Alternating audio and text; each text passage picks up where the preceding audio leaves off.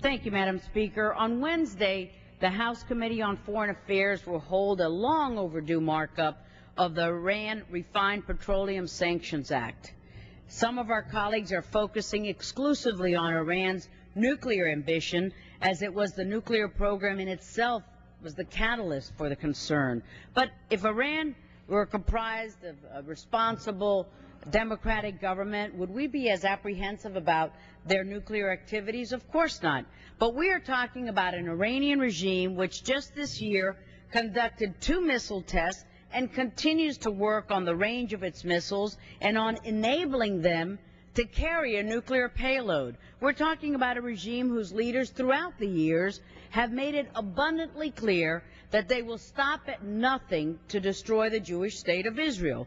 We're talking about an Iran which for nearly 3 decades has been designated by our U.S. Department of State as the world's leading state sponsor of global terrorism.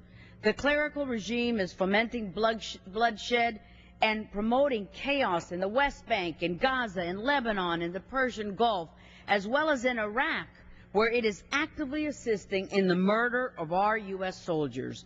On the battlefields of Afghanistan, Iran is also playing a deadly subversive role. As early as 2002, allegations emerged that Iran was supporting insurgent groups in Afghanistan, including its former archenemy, the Taliban.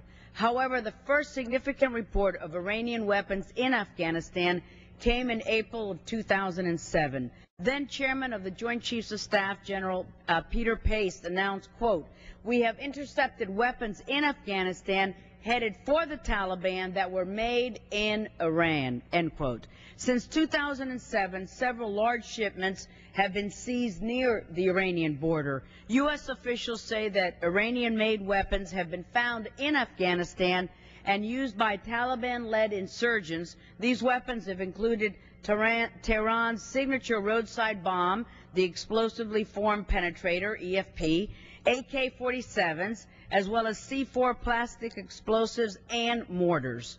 On August 29th of this year, just a few days before General McChrystal submitted his request to this administration, Afghan and NATO forces uncovered a weapons collection in Herat with EFPs, Iranian-made rockets, and dozens of blocks of Iranian C4 plastic explosives.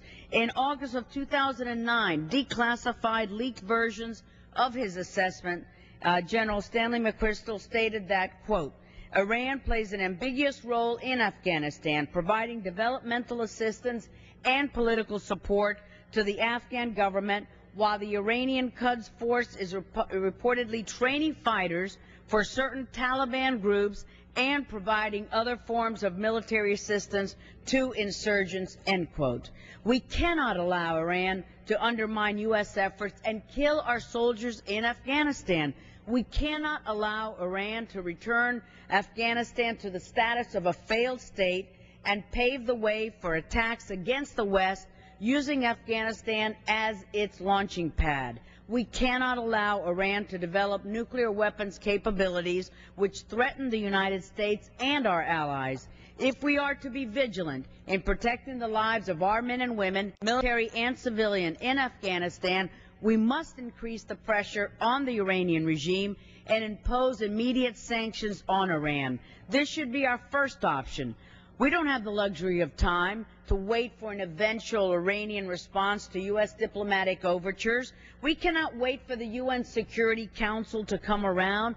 We cannot wait for our European and other allies to decide to do the right thing.